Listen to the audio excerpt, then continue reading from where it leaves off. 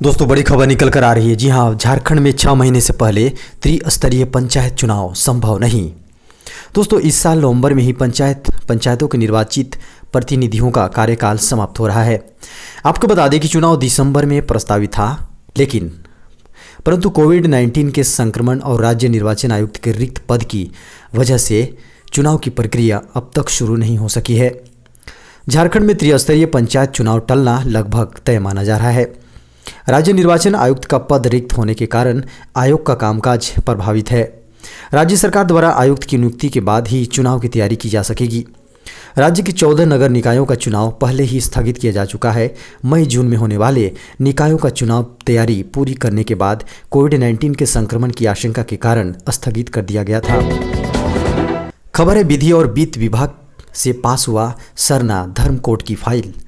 दोस्तों, सरना धर्म कोड से संबंधित फाइल एक ही दिन में सोमवार को गृह विभाग से होते हुए विधि और वित्त विभाग से पास हो चुका है। इस पर अब विभागीय मंत्री के तौर पर मुख्यमंत्री हेमंत सोरेन की अनुशंसा प्राप्त होते ही दस्तावेज कैबिनेट के स्तर से विचार के लिए रखा जाएगा। कैबिनेट से अनुशंसा मिलने पर विधानसभा से पारित कर केंद्र सरकार को भेजा जाएगा। आपको बता दें कि जनगणना में सरना धर्म कोड को शामिल करने का निर्णय केंद्र सरकार को ही करना है। खबर है, झारखंड सरकार ने नया फॉर्मूला लागू किया। ट्रैक्टर, ट्रॉली और टैंकर के लिए अब देना होगा टैक्स। दोस्तों, झारखंड सरकार ने नया फॉर्मूला लागू किया है। अब ट्रॉली, टैंकर व टेलर में ब्रेक सिस्टम के साथ ही लाइट की भी व्यवस्था होगी। साथ ही अन्य गाड़ियों की तरह उनका अपना रजिस्ट्रेशन नंबर भी होगा। इससे दुर्घटनाओं में कमी के साथ सरकार को राजस्व का भी फायदा मिलेगा। झारखंड राज्य के अंतर्गत स्थानीय निर्माताओं द्वारा निर्माण किए जाने वाले कुल 5 ट्रैक्टर, ट्रॉली, टैंकर का डिजाइन नियमों एवं सुरक्षा मानकों को ध्यान में रखकर परिवहन विभाग की तकनीकी टीम द्वारा तैयार किया गया है।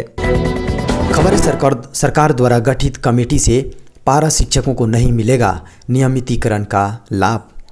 दोस्तों, राज्य में कॉन्ट्रैक्ट पर काम कर रहे कर्मियों को नियमित करने के लिए बनी कमेटी ने सभी विभागों से कर्मियों की सूची मांगी है। इस पर स्पष्ट कर दिया गया है कि संविदा पर काम कर रहे उन्हीं कर्मियों को नियमितीकरण का लाभ मिलेगा जो सीधे तौर पर विभागों में नियोजित हैं। इस सूची में पारा शिक्षकों और पारा स्वास्थ्य कर्मियों को शामिल नहीं किया जा सकता। ऐसे में सबसे अधिक लाभ ग्रामीण विकास विभाग में कार्यरत कर्मियों को मिल सकता है। कमेटी विभागों में काम कर रहे कंप्यूटर ऑपरेटरों को लेकर भी गंभीर है। इन्हें भी नियमितीकरण का लाभ मिलने की संभावना है। कुल मिलाकर अनुबंध कर्मियों और डेली बेसिस पर काम कर रहे कर्मियों को लाभ दिया जाएगा। सभी विभागों से कहा गया है कि सरकार से संबंधित कार्यालय में काम कर रहे संविदा कर्मियों की ही सूची दें। अपर मुख्य सचिव सह विकास आयुक्त के खंडेलवाल की अध्यक्षता में बनी कमेटी ने नए सिरे से कर्मियों की सूची तलब की है। खबर है, बिहार झारखंड के बीच चलेगी स्पेशल ट्रेनें। दोस्तों, बिहार से झारखंड जाने वाले लोगों के लिए एक बड़ी खबर निकल कर आ रही है। प्राप्त जानकारी के अनुसार त्योहारों के सीजन को देखते हुए रेलवे 10 नवंबर से बिहार झारखंड के बीच विशेष ट्रेन चलाने जा रही है। आपको बता दें कि इन ट्रेनों में Patna Tata express, Ganga Damodar express, Singrauli Patna express, Hatia Islampur express, Rajendra Nagar Durg express, Ranchi Patna Janshatabdi express, Barkakana Patna Palamu express, Hatia Purnia कोट कोशी एक्सप्रेस शामिल हैं। खबर के मुताबिक रेलवे बोर्ड के प्रधान कार्यकारी निदेशक से इन ट्रेनों का परिचालन 10 नवंबर से 30 नवंबर 2020 तक विशेष ट्रेन के रूप में चलाने की इजाज़त मांगी है, जिसे अनुमति दे दी गई है। अब इन ट्रेनों का परिचालन संभव हो जाएगा। दोस्तों, किसानों के लिए एक बड़ी खबर निकल कर आ रही है। धान को लेकर सरकार ला रही है नई योजना। 15 राज्यों में शुरू हुआ पायलट प्रोजेक्ट।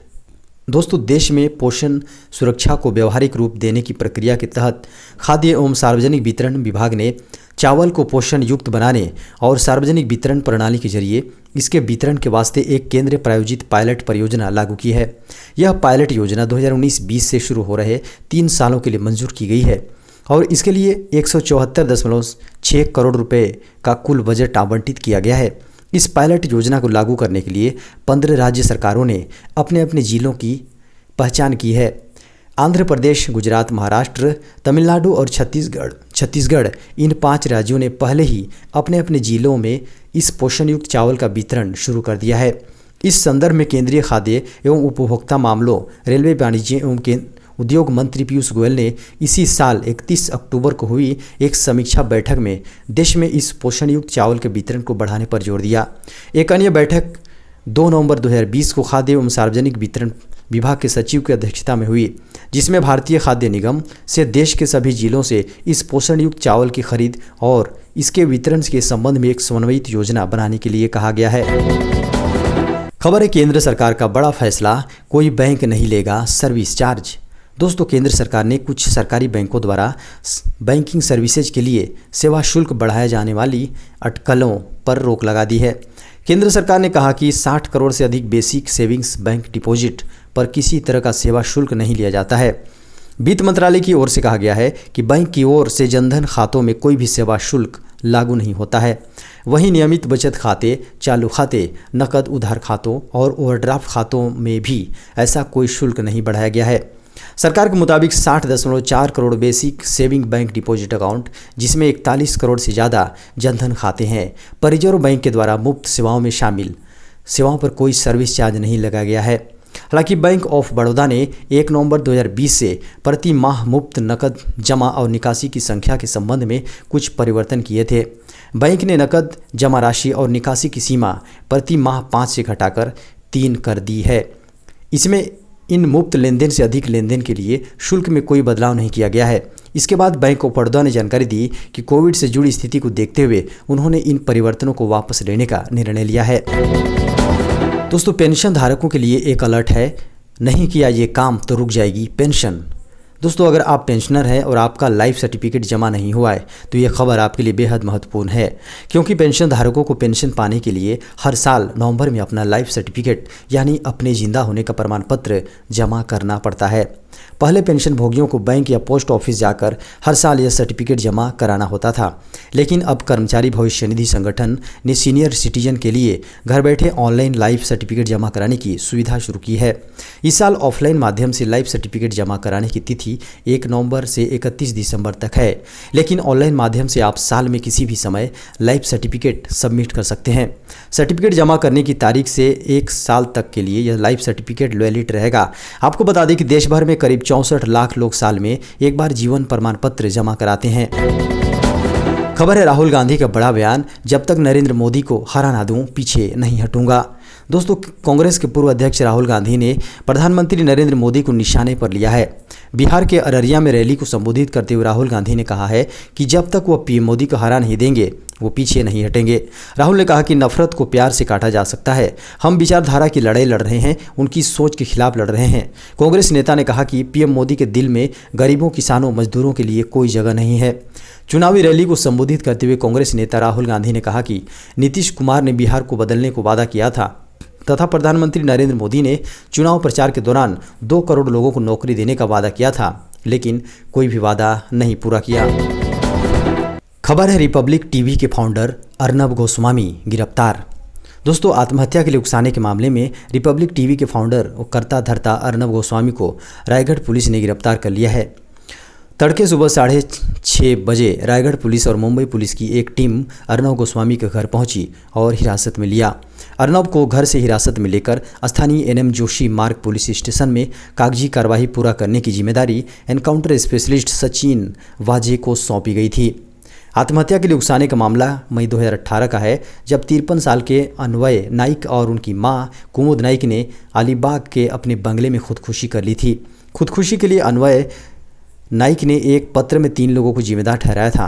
अन्वय के सुसाइड पत्र के मुताबिक अर्नब गोस्वामी, फिरोज शेख और नितेश सारडा को जिम्मेदार बताते हुए लिखा था कि मेरे मेहनताने के 5 करोड़ 40 लाख रुपए नहीं मिले, जिसकी वजह से मैं कर्ज में डूबा हूँ। तो दोस्तों, ये था अब तक की बड़ी खबर, ब्रेकिंग न्यूज, मुख्य समाचार और ताज़ा खबरों की सुर्खियाँ।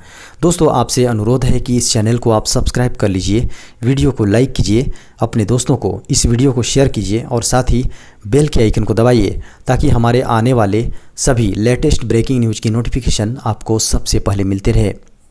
और इसी के साथ अब हमें इजाज़त दें। नमस्कार।